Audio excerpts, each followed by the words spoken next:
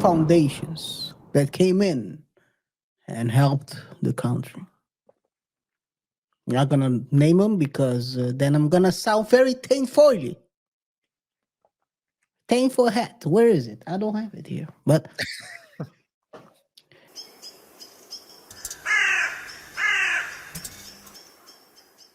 sac passé, naboulé. You know what it is? Sac passe, I know. What is that? It's like what's up Okay.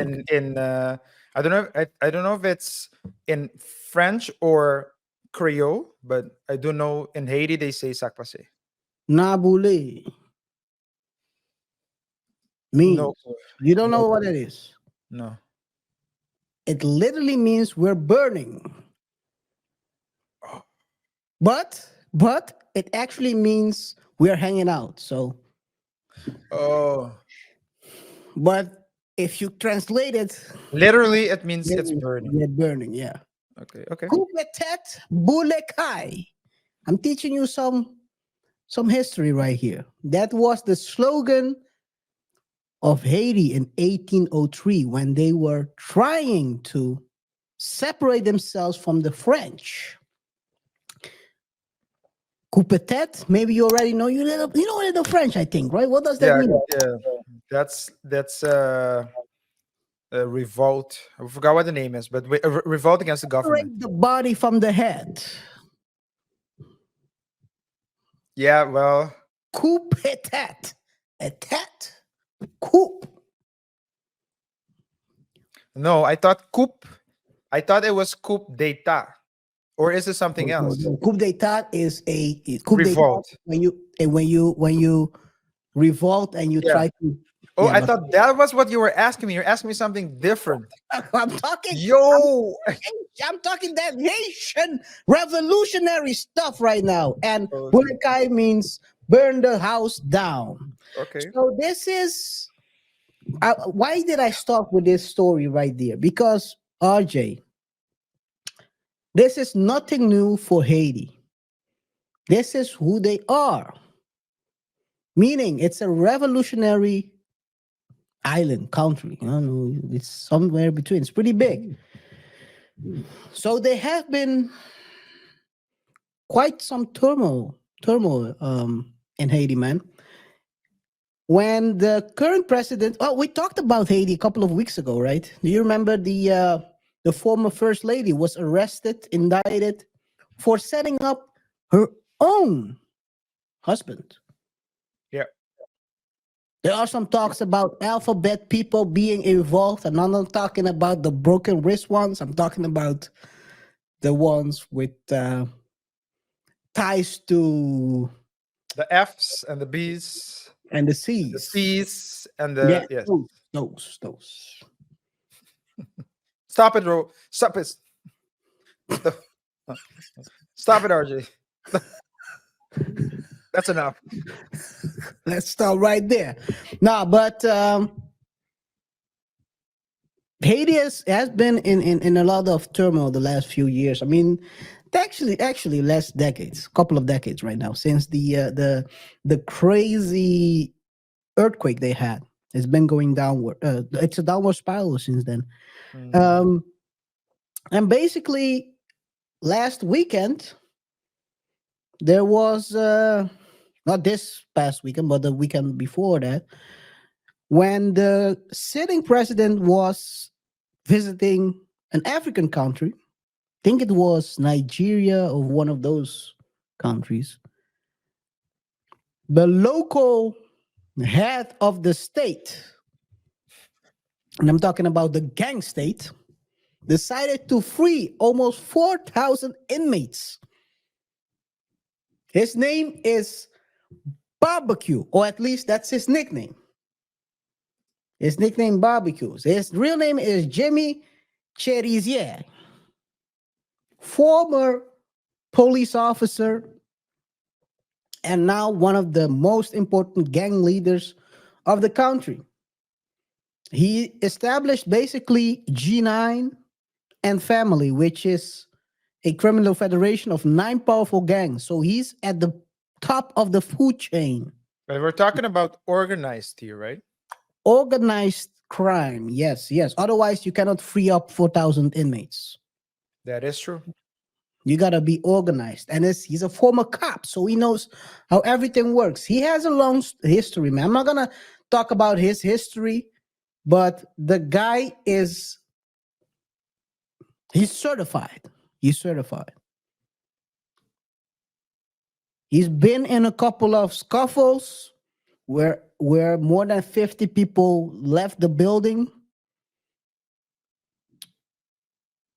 He's been provided certain things from the government as well on the undercover. So there's a lot of stories to be told about this guy. I'm not gonna go into details because otherwise we'll sit here and can do a whole show about this guy. He's a very interesting character. As in, if you learn about him, you understand the mindset is behind him.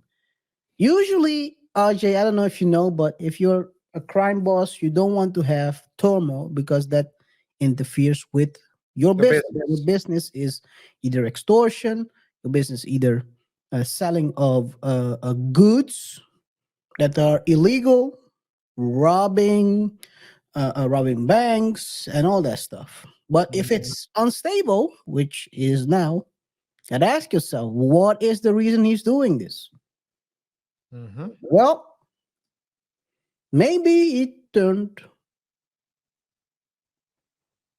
a page in his. Tell me something. Do you know something about this whole thing, man? That's happening. Did you read about it? Well, I heard that. So I'm aware of what's going on. I saw that there was I read the story about the 4,000 people getting, uh, can I say, liberated from the prisons. I wasn't aware how big of a problem this whole thing was until I started learning more about him. Uh, but Haiti is a country that has been struggling for a long time. Haiti was, many people forget that in the past, Haiti was like a very thriving country. But it almost seems, KR, and I don't want to sound too tinfoily, but when Mm, you read the history or the not the history necessarily, but if when you read the well, yes, you follow the history of these countries like Haiti, it almost seems like there is a it's in people's interest to keep the situation like that. Because you might ask yourself, I mean, the question I always ask myself is how come every time they try to stand up,